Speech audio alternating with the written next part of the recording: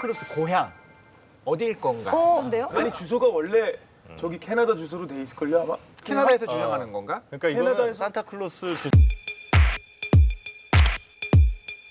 노스폴 북극이죠. 네, 북극에 캐나다 맞죠? HOH 그다음에 OHO 캐나다 주소가 맞아요. 그래. 여권도 캐나다 여권이 있고 중요한 건 우리가 본 적을 물어보는 거죠. 그러니까 고향을 물어보는 거예요. 본 적? 지금 주소 말고. 아 그러면 지금 보면은 어느 나라들이 네. 산타클로스의 고향이라고 주장하고 있나요? 유럽을 생각을 해야 된다. 그래서 유럽. 노르웨이, 핀란드, 덴마크 이런 나라들은 우리나라가 고향이라고 믿어요. 스웨덴 아이들은 정말 네. 스웨덴이 고향이라고 생각하고 그렇게 배워요.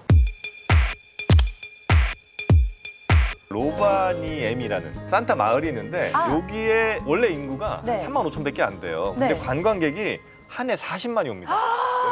인구의 10배가 넘게 오는 거예요. 그래요? 그래서 이 관광 수익만 해도 한 70억 이렇게 넘어가니까 각 나라들이 돈 차지하겠다고 이렇게 하는 거죠. 난 이거 마음이 아픕니다. 근데 이제 로바니에미가 왜 산타 말이 됐냐면 1920년대쯤에 핀란드에 있는 라디오 방송국에서 네. 어린이 프로그램 진행자가요. 네. 어린이 여러분, 산타는 핀란드의 로바니에미에 살아요. 라고 얘기한 거예요. 근데 그 얘기가 점점 퍼지더니 핀란드 전 국민뿐만 아니라 다른 지역에 사는 사람들까지도 내가 예전에 라디오에서 들었는데 산타는 거기 산대 라고가 퍼지기 시작한 거야.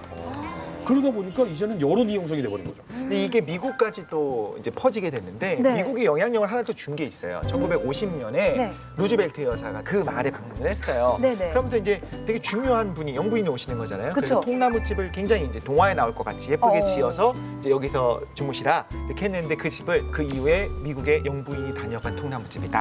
아무튼 그런 식으로 마을을 꾸미기 시작하면서 점점 여기 산타 마을로 이제 굳혀지기 시작하는 거죠. 유명세를 타고. 산타클로스들도 총회가 있습니다. 너무 귀엽다. 네, 전 세계 100여 국이 넘는 수많은 나라에서 네. 산타클로스 대표들이 참여를 해서 거기서 산타클로스에 대한 그리고 뭐 크리스마스에 대한 주제로 네. 많은 이야기들을 나눕니다. 오. 2003년쯤에 120여 명의 산타들이 모여서 네. 치열하게 공방전을 벌입니다. 아. 아니 우리가 그래도 이렇게 총회를 하는데 기본적으로 원조 고향은 어딘지는 얘기해야 되지 않겠느냐 그쵸. 라고 해서 토론한 끝에 산타의 고향을 그린란드로 정합니다. 근데 그때 당시에는 그린란드가 덴마크의 자치령이었어요. 그래서 그러면 덴마크가 산타의 고향이 된 거 아니냐. 네. 뭐 이렇게 해서 합의를 봤는데 그 이유가 조금 얼처구니가 없었어요. 왜요?